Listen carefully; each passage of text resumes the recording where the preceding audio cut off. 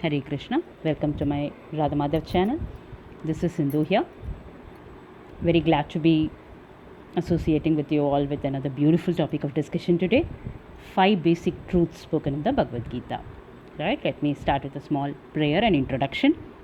Nama Om Vishnu Padhaya Krishna Prishtaya Bhutale Srimate Bhakti Vedanta Swamine Namaste Saraswati Devi Gauravani Pracharine Nirvisesha Shunyavadi Paschatya Deshatarine.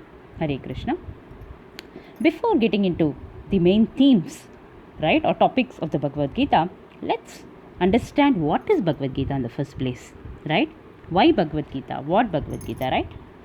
See, Bhagavad Gita is a crown jewel of India's spiritual wisdom, right? Spoken directly by Lord Sri Krishna 5000 years ago, the Supreme Personality of Godhead, to his intimate friend Arjuna. The 700 verses in the Bhagavad Gita provide a definite guide to the science of self-realization. No other book reveals in such a lucid and profound manner truths like how the Gita does. His Divine Grace, A.C. Bhaktivedanta Swami Srila Prabhupada, has presented this English translation and commentary on Bhagavad Gita, so we must hear this knowledge from only a bona fide source. And Srila Prabhupada comes in that spiritual lineage of Acharyas of Brahma, Madhava, Gaudiya, Samradhaya, right? Presenting Bhagavad Gita as it is for the benefit of the whole human civilization. Before getting into our topic, let's understand quickly what are the benefits, or you can say glories, by reciting this Bhagavad Gita daily, right? Number 1, if you read Bhagavad Gita daily, you will get benefit of performing Ashwamedha sacrifices, right? Those days the kings used to perform the horse sacrifices.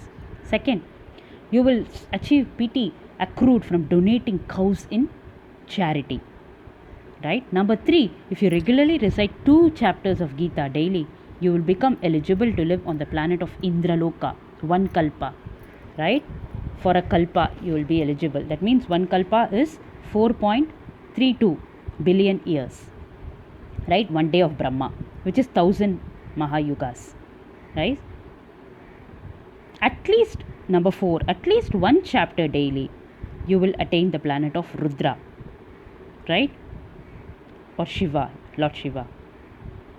Number 5, or at least 5 verses, 7 verses, 2 verses, 10 verses, or even 1 verse daily, you will attain the moon planet, which is achieved only by the great yogis, right?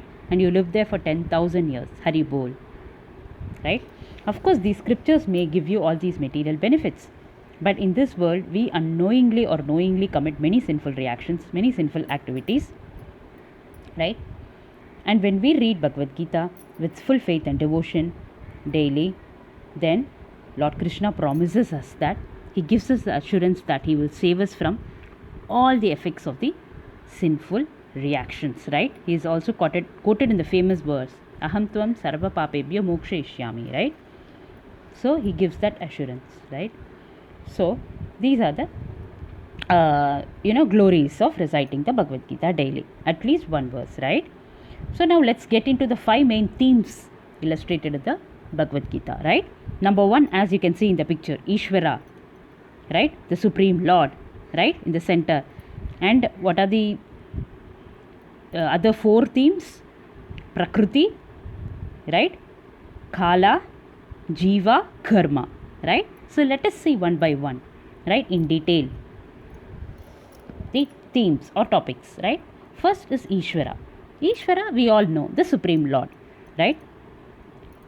An excellent rose sprouting in the garden doesn't show up on its own, right? You all agree with me? What is the source behind that rose plant? Rose flower is a seed, right? Because of the seed, the beautiful rose has sprouted, right?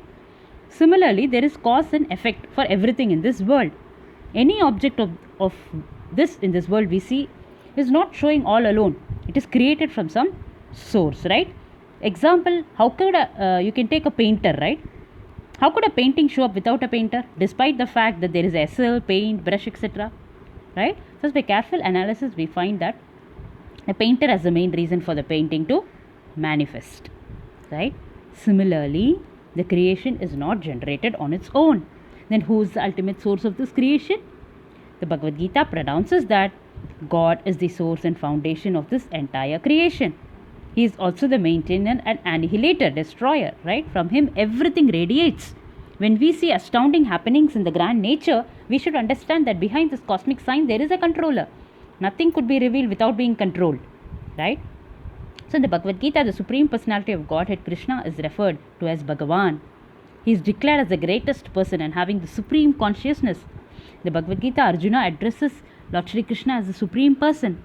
Lord Shri Krishna himself declares that he is also the supreme creator of all the planets, the enjoyer of all the sacrifices, and the dear friend to all the living entities. The Bhagavad Gita is addressed as Brahman, Paramatma, and Ishvara. He is the supreme controller and hence called Ishvara, the supreme Lord. Hare Krishna, Krishna Krishna, Hare Hare, Hare Ram, Ram Ram, Hare Hare, right? So the next thing we are going to see Jiva. Jiva are the living entities, right? The living entity has no separate independent entity. He is a marginal energy of the Supreme, right? When he is entrapped by material energy, he is conditioned. And when he is in Krishna consciousness, aware of the spiritual energy, he is in his real and natural state of life.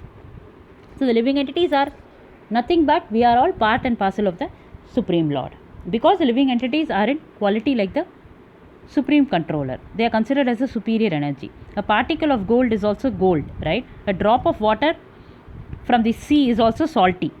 Similarly, we the living entities, being part and parcel of the Supreme Controller, Lord Shri Krishna, have all the characters of the Supreme Lord, but the difference is that we have all of them in tiny quantity, whereas the Supreme Lord has in unlimited, infinite qualities, right? Also, living entities are secondary minute controllers. They are always attempting to control nature. This is seen in their attempt to control space or planets. This tendency to control is present in them because it is the Krishna, the Supreme Controller. But the living entities, irrespective of their controlling ability, can never be equal to the Supreme Controller, right? Shri Krishna, that is the reality. As the root of the tree maintains the whole tree, Krishna, being the root, original root of all the things, maintains everything in this material manifestation. This is also confirmed in the Vedic literatures. Right? A beautiful verse is quoted in the Katha Upanishad.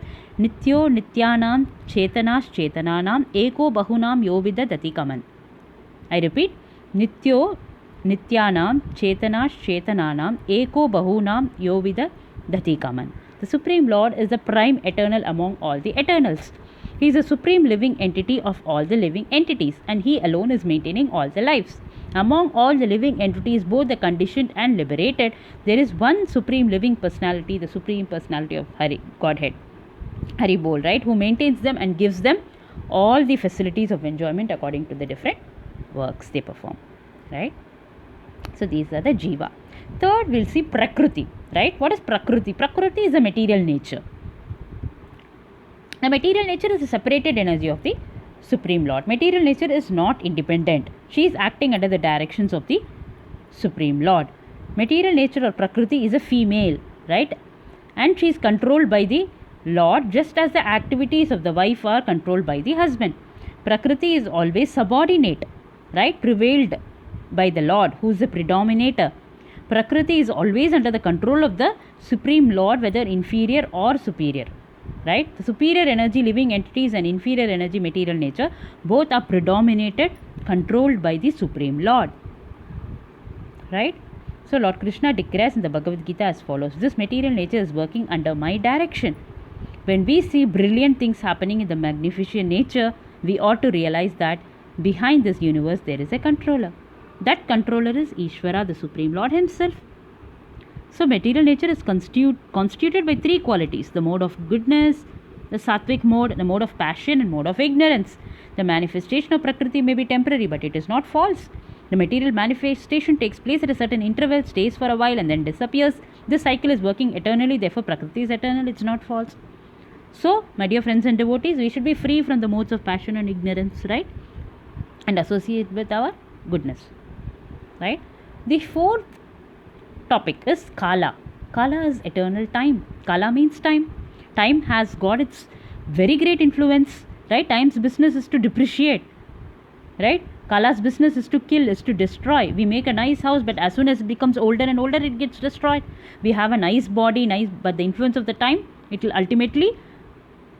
time will ultimately prevail and destroy this body, right? This is the influence of time. The Bhagavad Gita, the universal form of Krishna, is addressed as Kala. The Kala offers the conditioned soul both happiness and miseries, right? It is predestined by the eternal time. As we have miseries uncalled for, we may have happiness also without being asked, right? The Supreme Lord directs this way, right? When we have uncalled happiness, we automatically get uncalled miseries. We get, it's a cycle, right? So they are all predestined by Kala. Everyone is suffering and enjoying the results of his own activities, right? No one is therefore either an enemy or friend of the Lord. Destiny is made by the living entities in course of a social contact. Everyone here wants to lord over the material nature, and thus everyone creates his own destiny under the supervision of the Supreme Lord. He is all pervading, and is therefore he can see everyone's activities, right? And because the Lord has no beginning or end, he is known as the eternal time Kala, right? So Kala is a powerful force of the Supreme Lord which destroys and disintegrates everything of this material world. The Bhagavad Gita, the Supreme Lord says that he devours everything of this world as Kala, right? The last topic is karma. Karma means activities, right?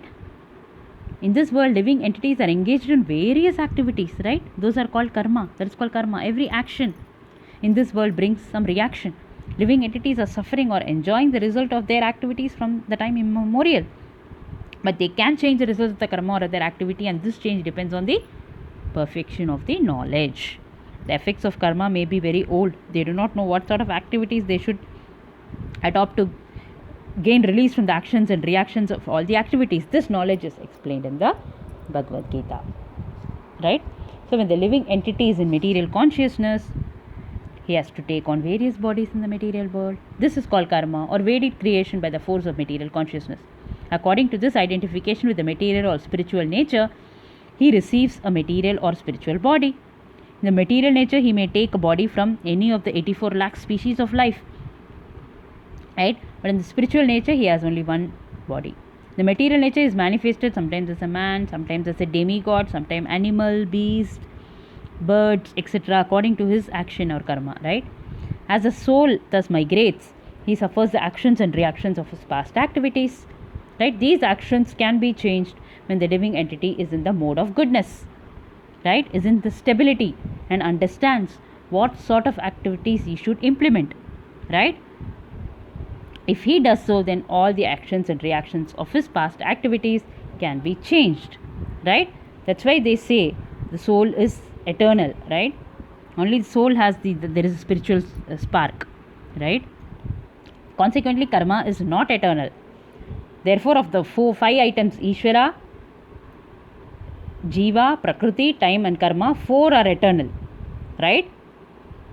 Whereas the karma is not eternal, right? So to attain, because why karma is not God's energy, right? God doesn't involve himself in the material activities, right? So other 4 are God's energies, right? Karma is not God's energy. So karma is not eternal, right? To attain heavenly planets and enjoy their facilities, one sometimes performs sacrifices yajna, but when his merit is exhausted, he returns back to earth again. This process is called karma, right? So fruitive endeavors to enjoy one's action are also called karma. One is always involved in actions in this world, right? No one can be without any work, right? All of us have to act at least to maintain this body, physical body, right? That's what they've been repeated again and again in Gita, right? One cannot even maintain physical body without any work, right?